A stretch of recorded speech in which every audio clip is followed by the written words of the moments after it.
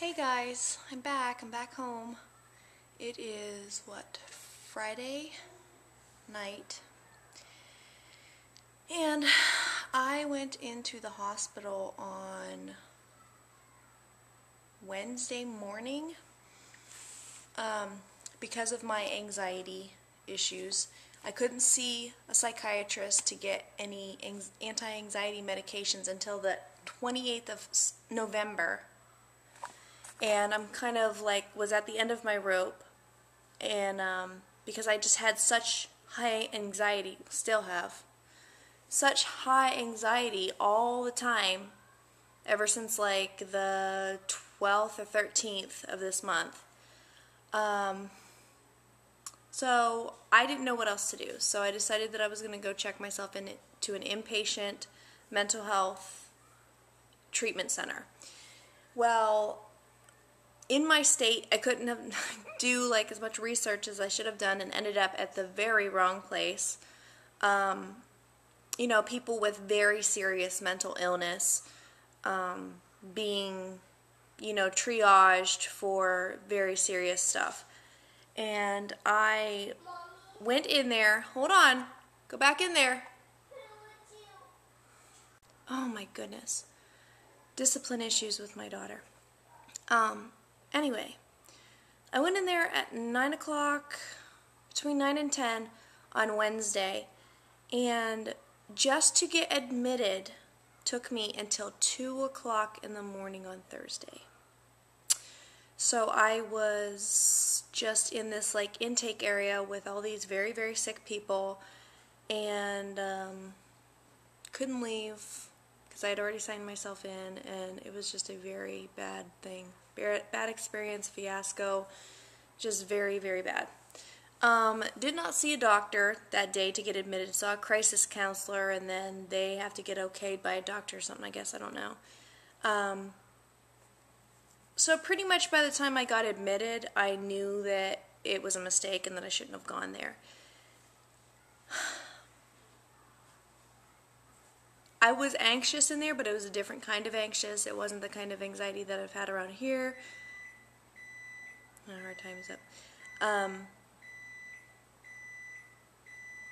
I hate that stupid microwave. Anyway, it wasn't the same kind of anxiety I've been having here, where I'm feeling weird, I'm feeling off, stuff's unfamiliar, even though I know it's not, kind of stuff, which I was telling you guys about last week. It's called depersonalization, which is a common symptom of anxiety and everything. So I had been experiencing that here. Well, there I had so much more on my mind that I wasn't even really thinking about that stuff. Plus, I was in unfamiliar surroundings, so obviously everything seemed unfamiliar, so I wasn't noticing any of these symptoms. Hi, honey. I saw the doctor later that morning, Thursday. I got 2 hours of sleep that night. They did not give me any medication during my stay or when I got discharged, because at that point I just wanted to get out so bad. I was hoping that my anxiety was gonna be fine. I was not really thinking about why I even went in there. I was just thinking about, I just want to go home. I just want to go home. So, I was I just need to go home, and, the doctor didn't prescribe me any medication, so I didn't push it. And so I ended up getting out of there, come here, Thursday afternoon. Oh, thank you. Thank you.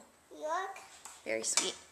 I ended up getting out of there Thursday afternoon. It took me all day to get discharged.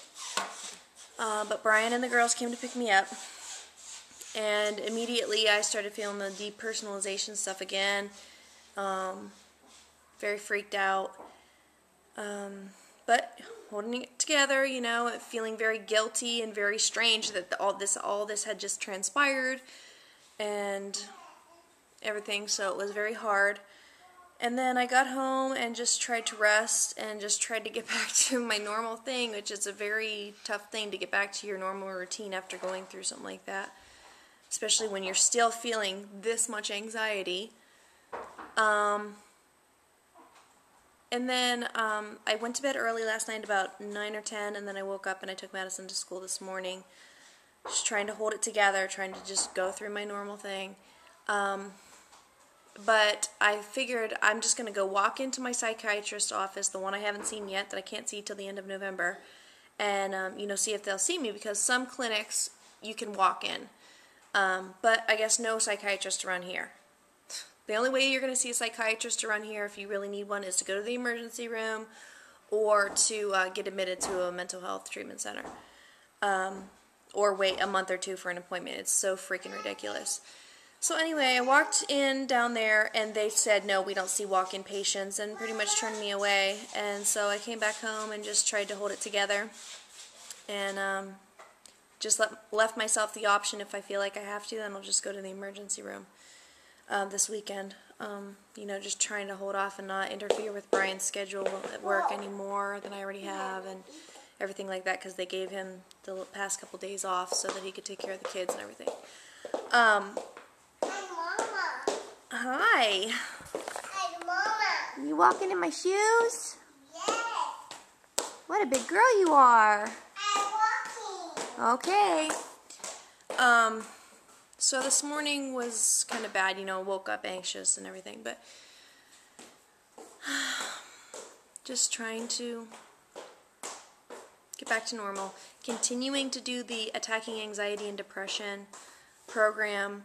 I'm starting to look through the workbook now, trying to keep busy with housework and everything, trying to eat. I have not had any appetite, and my mind is not on food, and it's really hard for me to explain. But imagine if you were super sick, but at the same time super, super busy, and your thoughts were consumed by something else. It's the last thing on your mind, because your body's not telling you to eat, and your rational mind isn't telling you to eat because it's, busy doing other things. So it's I've been having to force myself to eat pretty much. Today, I've gotten up to about 900 to 1,000 calories, so that's good. I want to try to shoot for at least 1,000. And I've been eating almonds when I can, because I can tolerate them, and it's not very much massive food, but it's high in calories. And I never thought that I would have to be forcing myself to eat. But I am losing weight. I was 152.4 this morning, and I feel like I can't even celebrate it because of the way that it's coming about. It's really sucks. I felt a little bit better this evening. I had some soup. I gave the girls a bath. I'm trying to, I'm trying to have realistic expectations for things as not to aggravate the anxiety anymore, and I'm just going to continue to try to relax, try to keep my nerves calm, continue through this workbook. I would suggest it to you if you have anxiety. Check it out, Attacking Anxiety and Depression. Brian told me that there is a doctor, a psychologist, not a psychiatrist, but a psychologist, a military psychologist. She has business hours sometimes over at my family clinic here in my area, and he said that I could meet with her, could possibly get an appointment with her soon, and she could recommend to my PCM what anti-anxiety medications to give me, until I can see my psychiatrist or whatever, I guess. I don't know. So it's worth a shot. I called, made an appointment with her on Tuesday. I also have a therapy appointment later that day on Tuesday. Have to hire a new babysitter because Brian's schedule, he's going to be in ALS, so he's going to be working Monday through Friday, all day, so he can't watch the kids during my appointments. So I'm going to try to do that, try to hold things together until then. Hopefully no trips to the emergency room.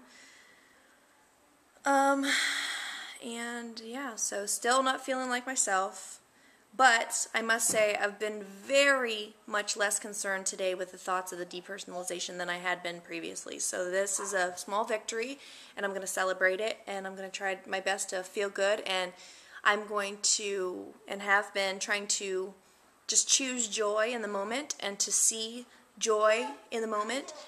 Because all these feelings can be very depressing, when you don't feel like yourself, and you feel like nobody's helping you, and it's very tough. It's been very hard on me, so I'm trying to stay happy and connected, and gracious, and yeah, so that's my update for you guys. I've also decided to start calling these videos video journals, because that's kind of what I feel like I'm doing, is journaling. And that's pretty much it.